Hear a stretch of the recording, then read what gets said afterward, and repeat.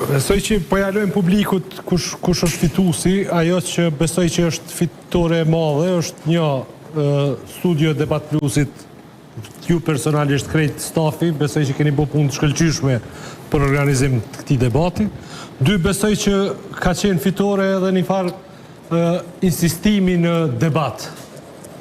Debati i parë në nivel nënkryetar, i cili jo rasisht merr shikueshmërinë për cilën ti fole, pra tregon për një etje të jashtëzakonshme të publikut për të pa këto lloj ballafaqime të drejtë për drejta të forcave politike, të cilat kanë qenë, dua të them, të munguara në vitet e fundit. Do thotë, është një kulturë të cilën duhet ta mirëmbajmë. Pra, edhe zhurma e cila krijohej, besoj që është rezultat i mungesës së debateve. Këto debate duhet të jenë 2-3 herë në vit, 3-4 vjet, të më thonë, në mënyrë që të shtrohen në formë të rregull të gjitha çështjet, dhe ku nuk i shtron të rregullisht të çështje, pastaj grumbullohen të gjitha dhe nuk ja del mi trajtu.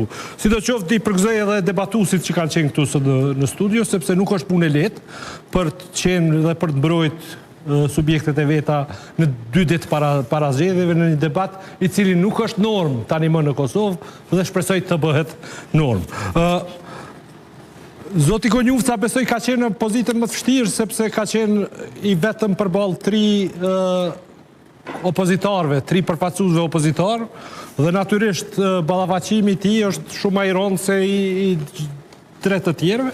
Sidoqoftë, po e lë te publiku këtë cilësimin e ajo që është e rëndësishme. Për ju. Mos më jap vendimin e publikut, për ju. Hiqu një herë vendimin e publikut. Unë besoj që në temat caktuara, domethënë ta zëmë, në temën e parë, besoj që zoti Konjufca nuk ka arrit me fitu debatin, kush i ka shkaktu zgjedhjet. Besoj që aty ka pas një zbratësi më të madhe. Te çështja e drejtësisë, besoj se nuk kanë arrit as këta me dominu. Domethënë, përderisa do arsa ka qenë shumë më specifike në artikulimin e kritikës së drejtësisë, 2 debatuesi tjerë ishin tek akuzat e korrupsionit e tjerë dhe nuk arrishin me definu çështjen e drejtësisë. Dhe në akuza u pasun me kundërakuza dhe aty besoj se nuk arritën ta sfidojnë mos performancën e duhur në sistem të drejtësisë, e cila është evidente në 5-6 vitet e fundit. Besoj që edhe te çështja ekonomike e investive, zoti Konjufca ka qenë bukur ma në pozitë palakmueshme, sepse orientimi ishte te investimet kapitale edhe te çështja e energjisë, e cila ishte, të themi drejt, është edhe një ndërhyrje e jashtme e ambasadorës SBA-s brenda debatit, e cila e qet zotin Konjufca e qiti në pozitë palakmueshme, bukur të pambrojtshëm të një pozicioni.